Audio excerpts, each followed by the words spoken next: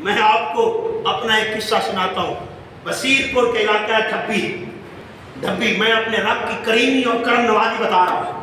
ڈھبی ایک بیٹی کی بیٹا پیدا ہوا، دوستان گرامی قدر اس کی بیک پہ پیٹھ پر سوراخ تھے، گڑے بنے ہوئے تھے۔ عزیزان محتشم، اس بیٹی نے مجھے کہا کہ ڈاکٹر نے جواب دے دیا ہے، وہ کہتا میں اس کا جسم کا کسی حصے سے کاٹ کے، سرجن نے کہا کاٹ کے ادھر پھاٹ تو سکتا ہوں لیکن طاقت نہیں بھری جائے گی، طاقت نہیں بھر سکتا۔ اس بیٹی نے مجھے کہا بابا جی آپ کی اللہ بڑی سنتا ہے۔ میں نے کہا اللہ تو سب کی سنتا ہے، وہ تو ہر ایک کی سنتا ہے، وہ کسی کی رد نہیں کرتا۔ کہا نہیں آپ کریں۔ اس نے ضد پکڑ لی، پورے خاندان نے مجھے گھیر لیا۔ میں نے اس کی بارگاہ میں التجا کیا کی، تو جانتا ہے جو اپنے پاؤں کو اپنی مرضی سے حرکت نہ دے سکے، اگر تو پاؤں چھین لے تو میں حرکت نہیں کر سکتا، اگر تو آواز چھین لے تو میں بول نہیں سکتا، اگر تو ہاتھ چھین لے تو ہاتھوں کی حرکت بند ہو جائے گی۔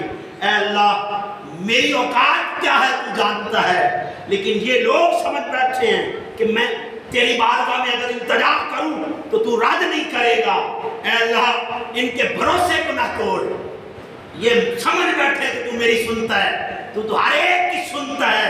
ان کا عقیدہ اور بھروسہ یہ ہے کہ میں اگر کروں تو قبول کرے گا۔ اے اللہ میں تو جانتا ہوں اپنی اوقات کیا ہے، جو گناہوں سے بھرا ہو، جس کے گناہ اس کو گھیرے میں لے رکھے ہوں، اے اللہ وہ تیری بارگاہ میں پیش ہونے کے لائق تو نہیں ہے وہ تیری، لیکن تو نے دروازہ دعا کھولا ہوا ہے۔ تو کہہ رہا ہے میری رحمت تجھے پکار رہی ہے، آجا میرے بندے۔ تو یا اللہ میں پکار رہا ہوں، ان کے دل کو چین عطا کر۔ یہ بیٹے کو دیکھتی ہے تو تڑپ جاتی ہے، آنسو بہا رہی ہے، اے اللہ اس کے بیٹے کی یہ مرض ہٹا دے۔ عزیزان محتشم، ماشاءاللہ اب وہ لڑکپن کی عمر کو پہنچ چکا ہے اور وہ گڑے بند ہو چکے ہیں۔ عزیزان محتشم، یہ گڑے وہ بند کرنے والا ہے۔ میرے اللہ کہ نبی صلی اللہ علیہ وسلم اللہ کے محبوب فرماتے ہیں لوگوں، جو تقدیر میں لکھی ہوئی بات ہے وہ دعا ٹال دیتی ہے۔ آؤ عزیزان محتشم دعاؤں سے منسلک رہا کرے، دعا کرتے رہا کرے۔ یہ آج کل نظام میں یہ بن گیا ہے، مجھ پر جادو ہو گیا، رزق بند ہو گیا ہے، میں تنگی کا شکار ہوں، کاروبار بڑے خراب ہو چکے ہیں، تجھ پر جادو ہو گیا ہے۔ صاحب یہ بھی گمان ہے، یہ بھی عقیدہ بن گیا مسلمانوں کا، اور مجبوری میں بہت سارے اچھے لوگ بھی اس کا شکار ہو چکے ہیں۔ صاحب کیا کریں، کیا بتاؤں، یہ قصہ دل کس کو سناؤں؟ لوگوں اگر لوگ ہی نقصان دیتے تو آج کوئی نفع نہ پا سکتا، اگر لوگ ہی برباد کر سکتے ہوتے تو آج کوئی بھی آباد نہ ہوتا۔ خدا کی عزت کی قسم یہ آپ کی بدگمانیوں کا نتیجہ ہے۔ اگر اللہ کے علاوہ کوئی آپ کو تکلیف دے سکتا ہوتا تو آپ جینے کے لائق نہ رہتے۔ ذہن نشین کر لو، کسی کی جرت نہیں جب وہ نہ چاہے، جب وہ چاہے کسی کی جرت نہیں شفا دے سکے، جب وہ چاہے کسی کی جرت نہیں کوئی مرض دے سکے۔ آؤ صاحب کتنے واقعات آپ نے سنے، کتنی جگہوں پہ دیکھا۔ یہ جب زلزلہ آیا تھا 2004-05 میں، عزیزان محتشم میں نے ٹی وی میں خبروں میں دیکھا تھا، ایک بچی 21 دن ملبے میں رہی، 21 دن معصوم بچی ملبے کے تلے رہی، ملبہ اٹھایا گیا تو بچی زندہ تھی۔ عزیزان محتشم ایسے کئی واقعات ہیں۔ اب جو زندہ رکھ رہا ہے وہ بھی اللہ ہے، اور جو ملبے کے تلے میں تو موت دے رہا ہے وہ بھی اللہ ہے۔ آؤ عزیزان محتشم اس طرح تو دعا کا تصور ہی ختم ہو جاتا ہے۔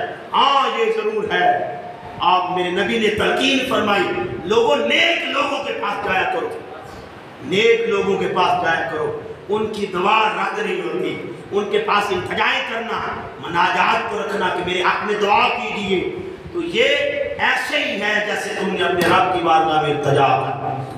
اور کسی گنہگار کے آگے اگر اپنی التجائیں مناجات رکھو گے، ایسے ہی ہے جیسے تم نے اللہ کی شکایت کر دی۔ اللہ کی شکایت نہ کرنا، ہمیشہ اس کی بارگاہ میں التجائیں کرنا۔ اے اللہ اگر میرے لکھے میں نہیں بھی ہے تو عطا کر دے، تیرے ہاں کون सी कमी है, तूने किससे पूछना है, तूने किससे मुशावरत करनी है, तू तो अता करने वाला है, तू तो खाली झोलियों को भरने वाला है। तूने ज़िक्रिया अलैहिस्सलाम को 1.5 उम्र में बच्चे दिए, तूने ईसा अलैहिस्सलाम को बिन बाप पैदा किया, तुझे किस जरिए, किस वास्ते और किस शराब की जरूरत है, तू तो हर वसीले से पाक है।